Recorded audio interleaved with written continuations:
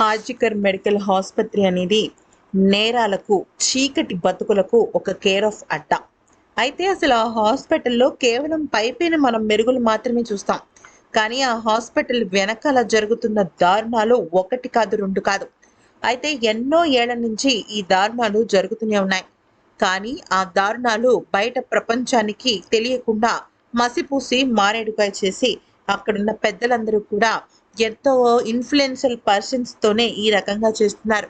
అయితే ఇప్పుడు ఈ అమ్మాయి తల్లిదండ్రులు ఇచ్చిన ఒక లేఖ, అంటే ఆ అమ్మాయి వార్డ్‌రోబ్స్‌లో, ఆ అమ్మాయి సూట్ కేస్‌లో దొరికిన కొన్ని లేఖలను చూస్తే దిమ్మ తిరిగిపోవాల్సిందే.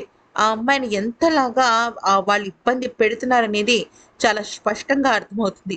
అయితే ఆ అమ్మాయి రాసిన లేఖ ప్రకారం ఏముంది అంటే, నాకు విపరీతంగా వర్క్ లోడ్ అప్పచెప్తున్నారు. 36 గంటల పాటు 3 రోజులు చేయాలని చెప్తున్నారు. నేను చేయలేకపోతున్నాను. నేను రాసిన ఎన్నో రకాల థీసిస్‌ని వాళ్ళు కొట్టి పడేస్తున్నారు. నేను మళ్ళీ తయారు చేసి, మళ్ళీ 36 గంటల పాటు డ్యూటీ చేసి, ఎప్పుడు నా ఫైనల్ ఎగ్జామ్స్‌కి చదువుకోవాలి? నేను ఈ హాస్పిటల్‌లో పని చేయలేకపోతున్నాను. కానీ ఫైనల్ ఎగ్జామ్స్‌లో గోల్డ్ మెడల్ సాధించడం అనేది నా జీవిత కల. నేను అలా సాధించిన తర్వాత ఒక చిన్నపాటి హాస్పిటల్ పెడతాను. దానిలో ఎవరికైతే డబ్బులిచ్చి ట్రీట్మెంట్ చేసుకోలేని పరిస్థితుల్లో ఉన్నారో, వాళ్ళకి కనీసం ఒక నెలకి నా వంతు ప్రయత్నంగా ఒక 50 మంది పేషెంట్స్‌కైనా ఉచితంగా చూడాలనేది నా కోరిక.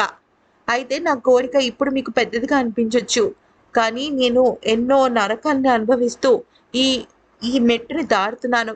గోల్డ్ మెడలిస్ట్‌గా నేను మీ ముందు నిలబడాలనేది నా కోరిక డాడీ అంటూ మాట్లాడడం జరిగింది. అంటే ఆ లేఖ రాసినట్టు తెలుస్తుంది. అయితే ఆ అమ్మాయిని ప్రొఫెషనల్‌గా ఆ హాస్పిటల్‌లో ఎంత నరకం చూపిస్తున్నారో ఆ అమ్మాయి తన మాటల్లో రాసింది. అయినప్పటికీ కూడా బాగా చదువుకోవాలి, గొప్పదాన్నవ్వాలి, ఆ గోల్డ్ మెడలిస్ట్ సాధించాలి అన్న ఒకే ఒక చిన్న ఆశ, వాటన్నిటిని ఆమె తోసిపుచ్చి ముందడుగు వేస్తున్నప్పటికీ కూడా విధి తనని ఈ విషయంలో వక్రించింది. పూర్తిగా ప్రాణమే తీసుకెళ్ళిపోయి తిరిగినన్ని లోకాలకు ఆమెను పంపించేసింది. ఆమె కళ మొత్తం ఛిద్రమైపోయింది. భవిష్యత్తు అంధకారమైపోయింది. తల్లిదండ్రులు పూర్తిగా అసలు మోడుబారిన జీవుల్లా మారిపోయారు. ఇదంతా ఆ దుర్మార్గుల చెరలో ఈ అమ్మాయి ఉండటం వల్లేగా.